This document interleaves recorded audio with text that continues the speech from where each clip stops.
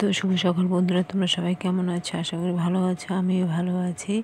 এই বোন তো রান্না বান্না করে সমস্ত কাজকর্ম করে বোন মন্দিরে চলে গেছে। এখানে ভাগ্নি আর আমার মেয়ে পুজো দিচ্ছে। যাই হোক, দুজনে স্নান করে নিল। তো আমি এবার বললাম, দুই মামাকে বললাম যে বাবা তোমরা স্নান করে এসে পুজোটা দিয়ে দাও, ঘরের পুজো না হলে তোমার মা আসবে, এসে আবার পুজো দিবে, তারপরে আবার খাওয়া দাওয়া করবে, অনেকটা লেট হয়ে যাবে। তোমরা দুই মাম্মা মিলে পুজো দাও, মা এসে তাহলে একটু খাওয়া দাওয়া করে রেস্ট করতে পারবে। যাই হোক, দুই মাম্মাম পুজো দিল। আর এখানে বোন মন্দিরে গিয়েছিল। যাই হোক, এখানে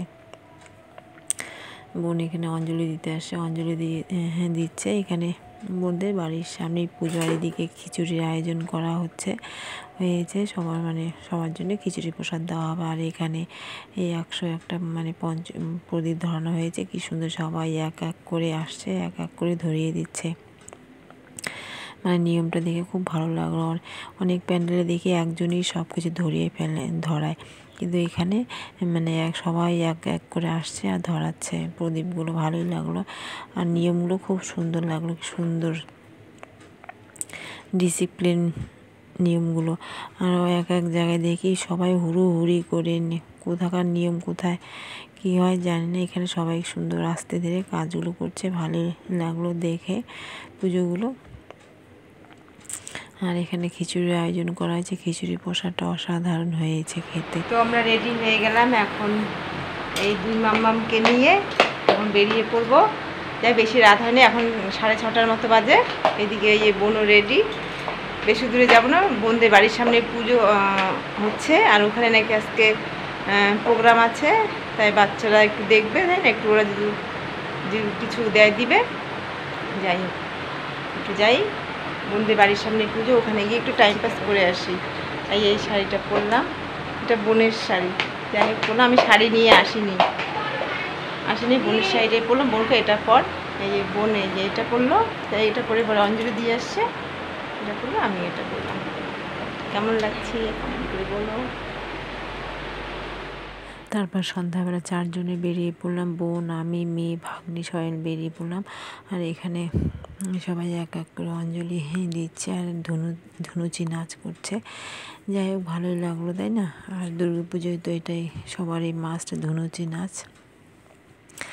যাই হোক, ভালোই মজা করলাম। আর এখানে অনেক কিছু প্রোগ্রাম করা হয়েছে। যাই হোক, সব প্রোগ্রাম শেয়ার তোমাদের কাছে করলাম না, কারণ আমার মোবাইলের চার্জ ছিল না। আর মোবাইলটা দেখছি কয়েকদিন ধরে, মোবাইলের চার্জ থাকলেও হঠাৎ করে বন্ধ হয়ে যায়। অনেক জায়গায় কিন্তু ঘুরেছি, কিন্তু অনেক জায়গায় শেয়ার করতে পারিনি কুচবিহারের ঠাকুরগুলো। মোবাইলে কিন্তু 60% অথবা 50% চার্জ থাকে, তবু মোবাইলটা বন্ধ হয়ে যায়, জানি না কেন। যাই হোক, ভালোই মজা করলাম বোনদের এখানে এসে।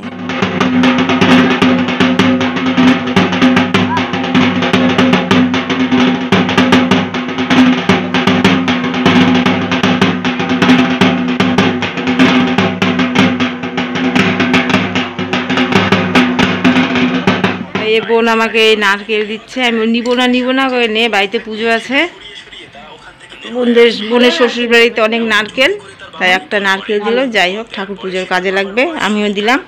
ও তারপরে আবার ভাগ্নি আমাকে 20 টাকা দিল।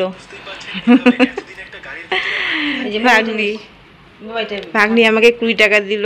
ভাগ্নির দুঃখ, মাসিমণিকে সে চিকেন খাওয়াতে পারে নাই, মাংস। অষ্টমীর দিনটা নিরামিষ করছি, পনির দিয়ে তরকারি, এটা ঠাকুর দিবে, হবে। তাই সকাল থেকে বলছে যে মা মাসিমণির জন্য মাংস নিয়ে আসো, মাংস। তাই ওর মামাকে ফোন করছে, ওই পয়সা দিল, ওর মামাকে ফোন করছে।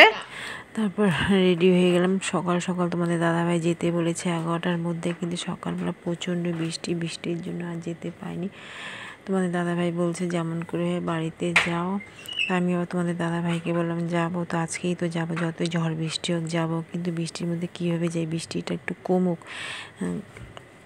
তারপরে তো যাবো, কিন্তু যদি দেখতাম যে সন্ধ্যা পর্যন্ত বৃষ্টি, তাহলে তো অন্য ব্যবস্থা করতেই হতো। তারপরে বোন বললো যে যা তোরা চলে যা, তোকে বারবার যেতে বলছে, থাকতে হবে না, চলে যা।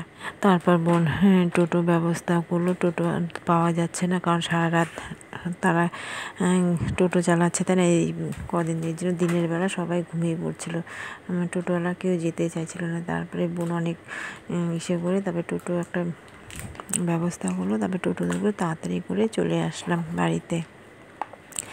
যাই হোক, এসে একটু রেস্ট করলাম, রেস্ট করে তারপরে একটু টুকিটাকি কাজ করলাম। মেয়েও খাচ্ছে, মেয়েও তারপরে রেস্ট করলো, তারপরে মেয়ে একটু ভাত খেয়ে নিলো। মেয়েরও মনটা খারাপ হয়ে গেলো, আমার ভাগ্নিরও মনটা খারাপ হয়ে গেছে, কারণ ভাগ্নি ভাবছিল যে আমি হয়তো সন্ধ্যার আগে আগে চলে আসবো, মানে তো বিকালবেলা তাড়াতাড়ি করে চলে আসলাম। ভাগ্নিরও মনটা খারাপ। তারপরে ভাগ্নিকে একটু বকাবকি করলাম। যাই হোক,